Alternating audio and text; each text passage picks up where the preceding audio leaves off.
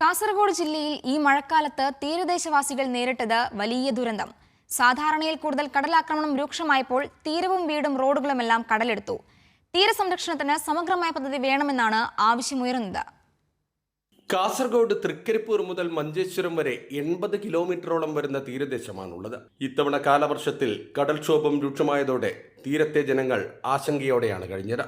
ഉദുമ, പള്ളിക്കര, ഉപ്പള ശാരദാനഗർ, ഷിറിയ, കുമ്പള കോയിപ്പാടി, വലിയപറമ്പ്, ചേരങ്കൈ, കാവുകോളി, തൈക്കടപ്പുറം, അജാനൂർ കടപ്പുറം തുടങ്ങിയ മേഖലകളിലെല്ലാം ശക്തമായ കടലാക്രമണം നേരിടേണ്ടി വന്നു.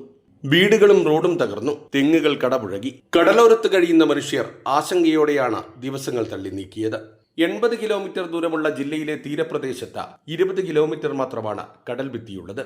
ഇതിൽ പലയിടത്തും സ്ഥാപിച്ച പുലിമുട്ടുകൾ പോലും തുടർച്ചയായ കടലാക്രമണങ്ങളിൽ നശിച്ചു. കടലാക്രമണവും തീരശോഷണവും പ്രതിരോധിക്കാൻ സമഗ്രമായ പദ്ധതികൾ നടപ്പിലാക്കണമെന്നാണ് കടലോര ജനതയുടെ ആവശ്യം.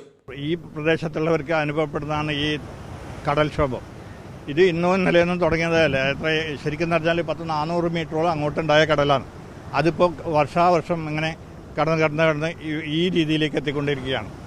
ഇതിന് ഇപ്പോൾ നിലവിൽ വേണ്ടതെന്ന് പറഞ്ഞാൽ ശരിക്കും ഒരു ശാശ്വത പരിഹാരം. ഇപ്പോൾ ഇത് നമുക്ക് ഈ ഉദുമ പടിഞ്ഞാറക്കരയുടെ പടിഞ്ഞാറ് ഭാഗം, അതായത് ഉദുമ പഞ്ചായത്തിൻ്റെ പടിഞ്ഞാറ് ഭാഗമാണ് ഇത് ശരിക്കും പെടുന്നത്. തൃക്കണ്ണാട് മുതൽ ഇപ്പം നോമ്പിൽ ഈ പുഴ കിഴൂർ വരെയുള്ള പ്രദേശം മൊത്തം ഈ കടൽക്ഷോഭത്തിൻ്റേതായിട്ട് ഭയങ്കര ഭീകരതയിലാണ് ഇപ്പോൾ ഉള്ളത്.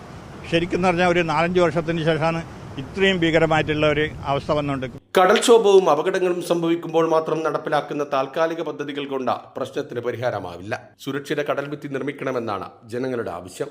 ജില്ലയിലാകെ കടൽക്ഷോഭം തടയാൻ ഏകീകരിച്ച സമഗ്രമായ പദ്ധതി നടപ്പിലാക്കിയാൽ മാത്രമേ കടലേറ്റത്തിന് ശാശ്വതമായ പരിഹാരം കാണാൻ കഴിയൂ. കൈരളി ന്യൂസ്, കാസർഗോഡ്.